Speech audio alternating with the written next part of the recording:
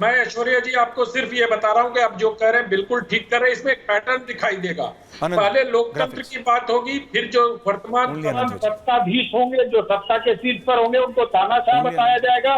फिर किसी एक घटना पर पूरे सोशल मीडिया में उस पर माहौल बनाया जाएगा और उसके बाद देश में अराजकता फैलाई जाएगी। ये पैटर्न अरब स्प्रिंग से लेके बांग्लादेश तक में आपको दिखाई देगा और सबके पीछे अमेरिकियों का एक बहुत बड़ा मतलब वेल निटेड ऑर्गेनाइजेशन है। और जो आप एफसीआरए की बात कर रहे हैं, असल पीड़ा तो वहीं से शुरू हो रही है। जिस प्रकार से फंडिंग बंद हुई है इन एनजीओ का, जो कि शिक्षा के नाम पर, संगीत के नाम पर, संस्कृति के नाम पर, कला के बढ़ावा के नाम पर भारत में पैसा लाते थे और उसके बाद उन पैसों से पॉलिटिकल एक्टिविटी में देश में एक विशेष दल को फायदा पहुंचाने के लिए उन पैसों का इस्तेमाल होता था, उस पर एफसीआरए की जो जब से नकेल कसी गई है, ये बिल्कुल छटपटा रहे हैं। तो मैं सिर्फ इतना कह रहा हूं कि आपने जिस व्यक्ति की एक तस्वीर दिखाई, जॉर्ज सोरोस की, नरेंद्र मोदी को अगर 240 सीट इस चुनाव में मिले तो बहुत बड़ी बात है। मैं ये बता रहा हूं, विश्व की कई महाशक्तियां लगी हुई थी कि नरेंद्र मोदी सत्ता में नहीं आए, बावजूद इसके जनता ने उनको 240 सीटें दी है। ये सबके मुंह पर तमाचा लगा है जो लोकतंत्र, संविधान और इस तरह की बातें करते हैं। और ये जो संविधान लहराने वाला, लाल किताब लहराने वाला है, ये भी चाइना से आयातित है। संविधान का रंग हमारे यहाँ कभी लाल नहीं था। रवि वर्मा के पेंटिंग्स लगे उस संविधान पर, ये देख लीजिए आप संविधान को।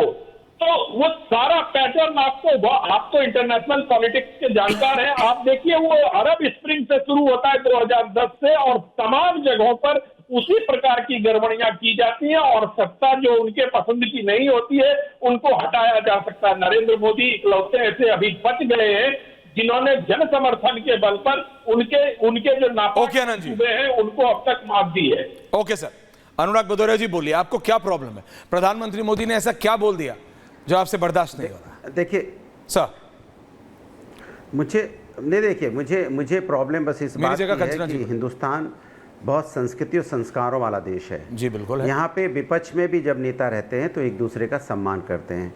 हमने आपकी अभी जब मैं परिवारवाद की बात कर रहा था, मैंने बोला आदरणीय सुषमा स्वराज जी, बीजेपी के प्रवक्ता कह रहे हैं सोनिया, मुलायम सिंह। अब सोचिए हिंदुस्तानी संस्कृति नहीं है।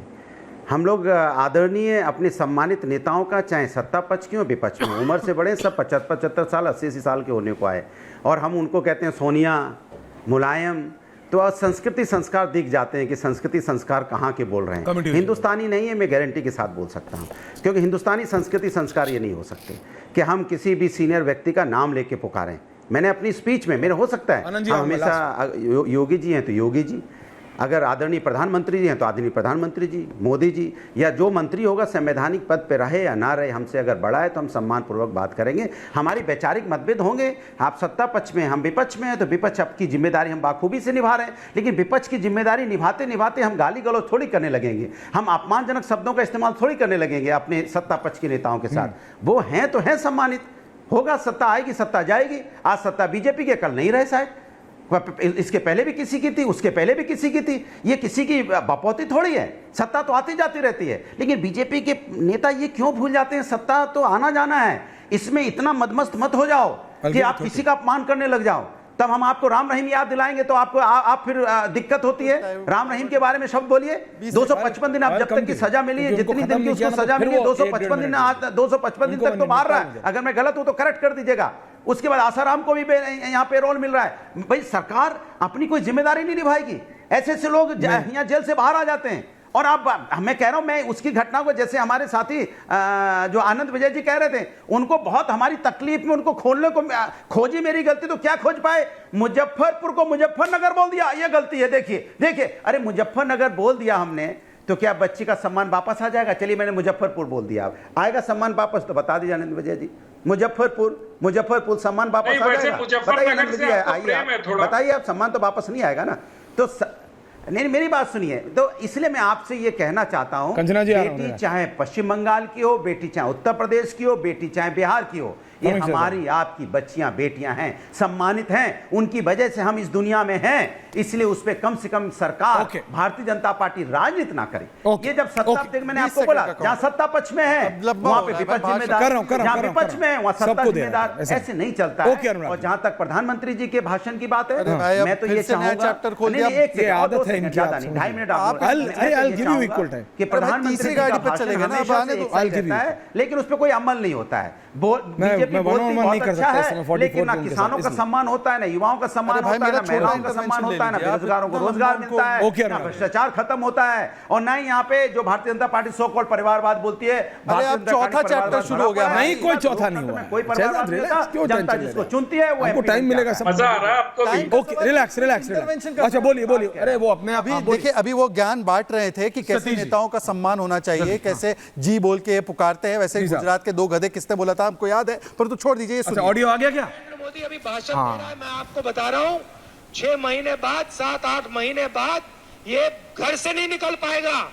हिंदुस्तान के युवा इसको ऐसा डंडे। अब मैं बोल रहा हूं, बाकी मेरा बात छोड़ दीजिए, मेरा समय इसको ही दे दीजिए और थोड़ा फोकस करवाइए। कंचना जी 30 सेकंड। नहीं, सुनिए, 10 सेकंड मेरा नहीं, अभी नहीं दे समय है ना भाई। मैं अभी नहीं दे। अब बोलिए अनुराग जी, राहुल गांधी क्या है? आपने तो कहा कि ऐसी भाषा करने वाले तो विदेश की मूल के होते हैं। बताऊं, बताइए क्या है राहुल गांधी क्या है? राहुल गांधी क्या है बताइए? भारतीय जनता राहुल गांधी क्या है बताओ? जवाब दे रहा हूं, सुन तो लो।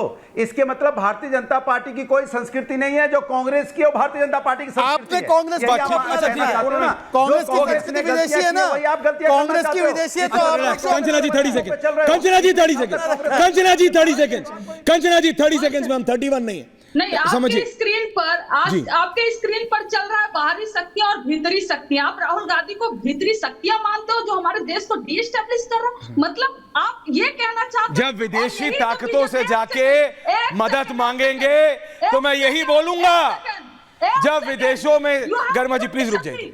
जब आप विदेश, सुनिए कंचना जी क्यों कह रहा हूं मैं, सुनिए आप पहले, आपको सुनना पड़ेगा। अरे सुन लिया, तभी बोल रहा हूं। ये बताइए, जब बीजेपी विपक्ष में थी और बीजेपी कांग्रेस छोड़िए, किसी भी पार्टी का नेता, अगर किसी भी पार्टी का नेता कंचना जी विदेश में जाके और दोबारा दोहरा रहा हूं, विदेश में जाके ये बोले, me with graphics, everyone down, thank you very much. Kanchana ji please, time कम है इसलिए सिर्फ आपको रोका है। We can continue this debate.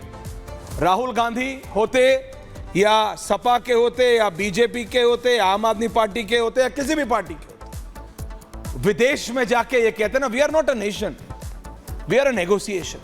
ये किसने कहा था? राहुल गांधी ने। बाहर विदेशी सो कॉल्ड डेमोक्रेटिक पावर से जाके मदद मांगी थी, सेव इंडिया। तो देख लो क्या होता है जब किसी देश को बचाने आते हैं। 100वीं बार बोल रहा हूं, बांग्लादेश को देख लो। इसलिए कह रहा हूं, इंटरनल पावर्स लिखा है मैंने वहां, इसलिए लिखा है कंचना जी।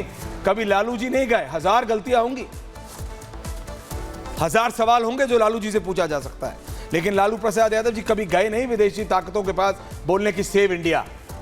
तो आपको नहीं आना चाहिए था उसमें। कांग्रेस जवाब दे। बहुत बहुत धन्यवाद आप सबका। अनंत विजय जी, सतीश जी, समय कम है, माफी चाहता हूं। बहुत बहुत धन्यवाद आज, थैंक यू वेरी मच।